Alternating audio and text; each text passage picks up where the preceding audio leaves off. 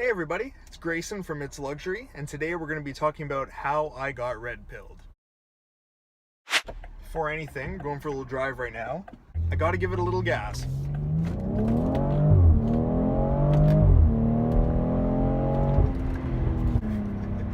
That shit never gets old. Anyway, so back to the topic about how I got red-pilled. Close the roof. About, I'd say 2 years ago, I started watching this YouTuber, Entrepreneurs in Cars, who is Richard Cooper. He's a guy out of Toronto. He used to do car reviews, talk about cars, stuff like that. I'm a car guy, if you didn't know, based on my content and the fact I drive this, which is actually a 2018 X3 M40i. So I started watching his content, and I really enjoyed his content regarding cars and entrepreneurship. And then he made this video about how he got red-pilled. I was like, okay, what's the red pill? I haven't heard of it. And basically, it really opened my eyes to a lot of things. He recommended this book called The Rational Male by Rollo Tomassi. Long story short though, I grew up and I always had like a really good father figure in my life. He's a real man's man.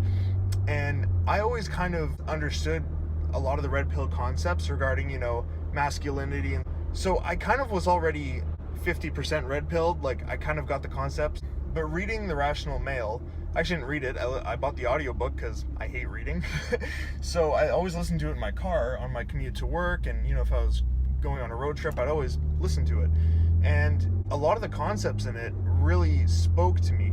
So basically the book is about intersexual dynamics, becoming a man, and just navigating the world through a red pill lens. The red pill lens is basically seeing the world for what it is. If you know anything about the Matrix, the blue pill, if you take that, you see the world for what you want it to be. And when you take the red pill, you see the world for what it is. And you're basically unplugging from the Matrix. So that's what it is. Our society is the Matrix and what everyone wants you to believe.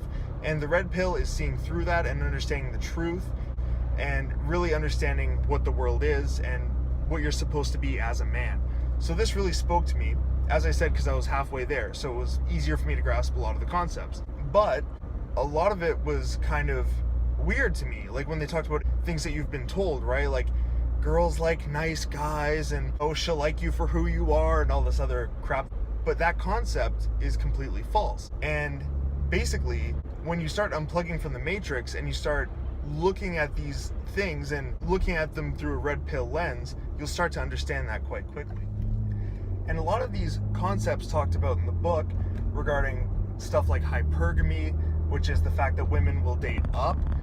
A lot of the stuff, when you read it from a very beta perspective as a beta male, a lot of this stuff is going to come as a shock to you. And a lot of people, when they, as I said, unplug, they'll become very angry at the world and very angry at women in particular because they've been basically lied to their whole life.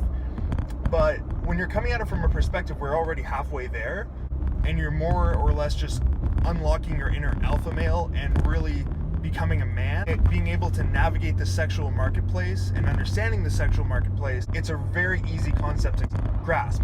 So I am kind of lucky in a way that I already understood half of these concepts. The other thing I want to talk about is how this book and the whole red pill thing actually changed me. For one thing I'll say is, I can't really listen to music or watch movies in the same way. Another concept of red pill is the fact that there's no such thing as the one. That's something that Hollywood and the music industry pushes is, all these songs about, oh, you're the one and I want you back. When you're red-pilled, the one doesn't exist. There's multiple ones. There's good ones, there's bad ones, there's crazy ones, there's amazing ones. There's all kinds of ones out there. And there's billions of women in the world, so there's no one out there. That's complete BS. So that's another reason I can't watch movies and listen to music in the same ways I used to, because I kind of laugh at a lot of it. It's kind of funny to me. Like, a lot of this stuff is just bullshit, and when you start to realize that, it kind of becomes a joke.